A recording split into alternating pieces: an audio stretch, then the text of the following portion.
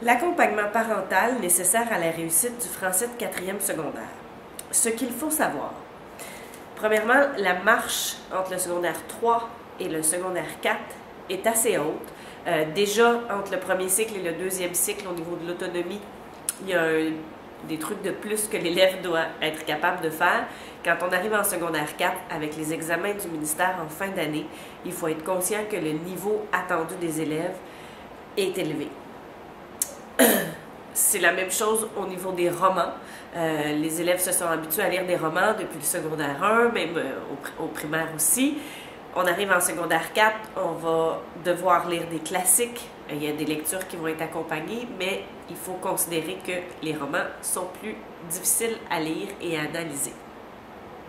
De plus, les élèves vont aborder un nouveau style littéraire qui est la nouvelle et le texte argumentatif. Donc, c'est deux choses différentes que l'élève n'a jamais travaillé dans les années passées. Alors, c'est tous des nouveaux concepts qu'il doit acquérir. Ça implique du repérage d'informations dans des textes de référence. Ça implique une analyse des informations retenues, être capable de faire une synthèse, une prise de position face à un sujet, particulièrement pour le texte argumentatif, évidemment. La rédaction d'un texte exprimant la prise de position qu'on a fait par rapport au sujet et le fait de relier aussi notre prise de position à des éléments trouvés dans des textes de référence. Par conséquent, ce qu'il faut retenir, c'est qu'il y a du travail de français qui devrait être fait au moins 2 soirs semaine à la maison. Et ça, c'est un minimum.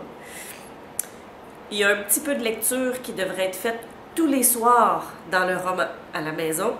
Et il y a de la pratique argumentative qui serait gagnante à faire avec votre jeune sur n'importe quel sujet d'actualité. Les repas sont souvent des bons moments pour ça, pour habituer l'élève à argumenter. Les ados sont pas mal bons là-dedans d'habitude, là, mais dans un contexte argumentaire avec une position, des arguments forts, voilà. Pour aider votre jeune, qu'est-ce que vous pourriez faire? Alors, au niveau des romans, d'abord, encourager sa lecture en proposant de lire quelques pages avec lui de façon régulière. C'est quelque chose qu'on suggère fortement. Par exemple, on se dit que votre élève, avec le roman qu'il est en travaillant en ce moment, devrait lire un minimum de 15 pages par jour. Alors, ce qu'on vous recommande, c'est de dire à votre jeune, tu en lis 10, et ensuite, moi, je t'en lis 10 à voix haute. Pas 10, mais 5 à voix haute. Ça peut être 10 aussi, ce ne sera pas perdu. Ensuite de ça, il faut le questionner sur l'histoire du roman, sur les lieux, sur les personnages, sur les péripéties, les actions qui arrivent. Vous devriez être en mesure de comprendre le livre et de vous représenter les lieux et les personnages juste à la façon dont votre jeune vous les décrit. Vous devriez aussi le questionner sur ses impressions, sur son avis par rapport aux actions que font les personnages. Est-ce que lui aurait fait quelque chose de différent de ce qu'eux ont fait? Si oui, il aurait fait quoi, par exemple? L'amener à faire des hypothèses, des prédictions sur ce qui va se produire plus loin dans l'histoire. Qu'est-ce que tu penses qui va arriver? Est-ce que tu penses qu'il va faire telle chose? Il va être fâché? Il va se sentir comment? Plus votre jeune va être capable de bien se représenter les personnages, puis de les mettre dans différents contextes, de faire des hypothèses sur une suite, plus sa compréhension va être riche. C'est ce qu'on appelle faire des inférences en lecture, c'est-à-dire être capable de lire entre les lignes, d'aller chercher des informations qui ne sont pas textuelles dans le texte.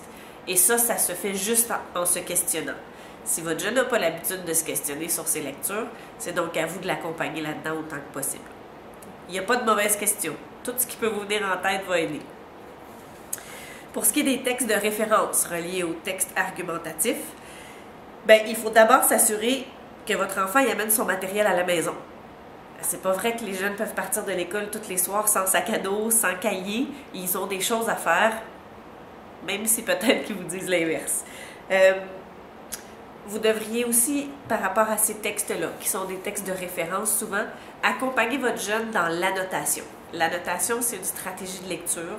Vous avez dans le document reçu à la maison un annexe qui vous explique bien comment faire la notation.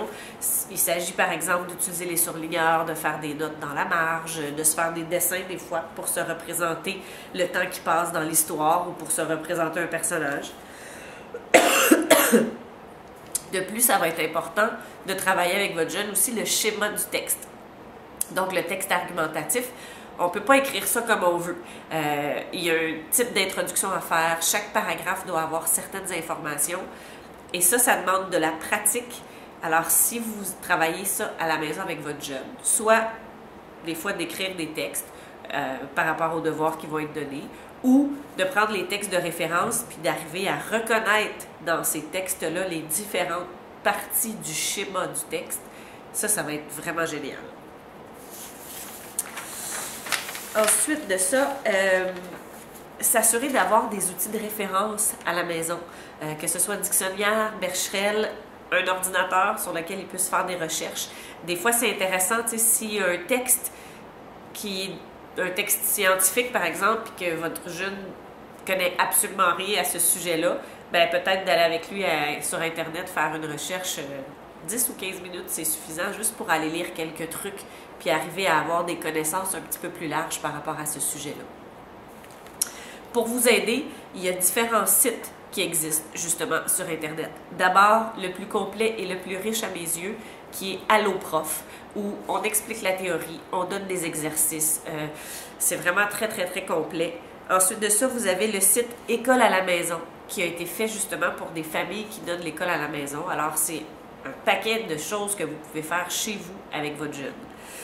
Et finalement, il y a le site SOS Devoir, qui est là d'abord pour venir en aide aux élèves, mais juste d'accompagner votre enfant sur ce site-là pour qu'il puisse poser sa question puis voir la réponse qu'il va avoir. C'est déjà énorme parce que c'est souvent une démarche qu'ils n'entreprendront pas s'ils sont tout seuls. Alors, vous avez en annexe un premier document qui est la notation. Ce document-là se divise en deux parties. D'abord, quand on fait de la notation pour un texte argumentatif, qu'est-ce qu'on devrait faire?